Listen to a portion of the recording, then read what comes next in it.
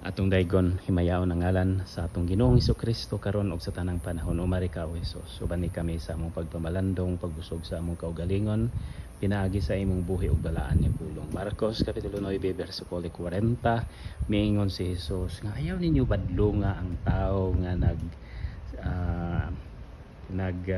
wali mahitungod kanako, kay ang tao nga dili bato kanato dapig kanato, nagpahinumdom kini kanato nga ngayan yun nato kining respetuan ang tanang mga reliyon sa tibuok kalibutan.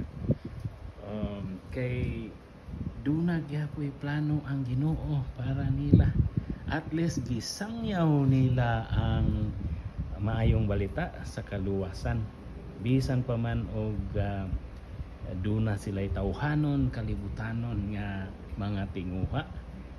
Mauna ni kalainan na pod sa mga tinuod o mga pike nga mga propeta.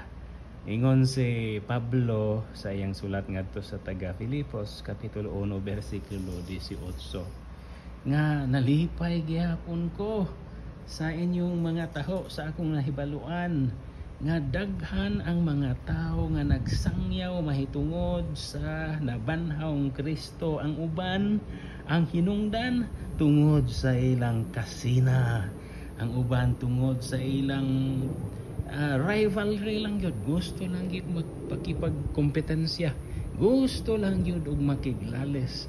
Pero sa bisan pa man sa unsang nahitabo, ang importante na sangyaw ang balita, maayong balita nga si Kristo na banhaw. Mao na ni ang ato sigurong iampo na lang sa tanan nga mga relihiyon, kay abot na laban ni 21 mil kapen ang nagkalanlain nga mga Kristohanon nga mga pundok sa tibuok kalibutan. Lain ang mga interpretasyon, gira na lales debate, puro mo claim, tanan mo claim nga sila mo'y tinuod nga simbahan, bot lang ka tinuod nga simbahan. Ang Ginoo ra gyud nakahibaw di ana, kay wata kahibaw nga ila ra ding giagap kwarta. Mao tanang daghan kaayong mga leaders nga mga daily helicopter na di aeroplano na galawd-lawd na to ilang mga yuta, ambot og tinuod pa bana. Ginoo ray nahibaw, Ginoo ray mohukom ni ana, iampo na lang nato.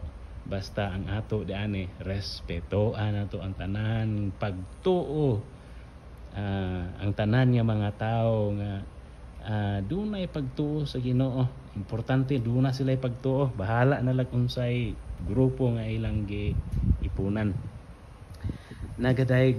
Nagauban ako kanimo Maria diha sa imong mga pagdaig sa Ginoo ang Dios manaa kanimo mao nga sala dayo gid kaayo. Daghan kayo salamat sa imong pagkainahan nga sunundo naminaw ka sa Ginoo sa tanang higayon. Santa Maria, piniling inahan sa Dios, singampo mo ako sa kamakasasalang kabus aron ako maandam sa akong kamatayon, buhaton ako kanunay ang Dios nung kabubuton. Nagadaig ako kanimo lang itong amahan, balaan akong imong ngalan. Daghan kayong salamat sa imong gingharian, imong pagbuot mo matuman. Ikaw nga akong kalanon Ginoo, pasaylo ako ingon nga akong pasaylo.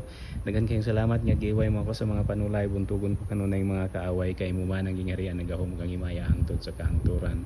Og manalangin unta kanato ang Dios nga mga gahom sa nga tanan, Dios nga mahan, Dios nga anak, Dios nga Espiritu Santo sa Dios ukad pa sa sinugdan karon ug sa tanang panahon.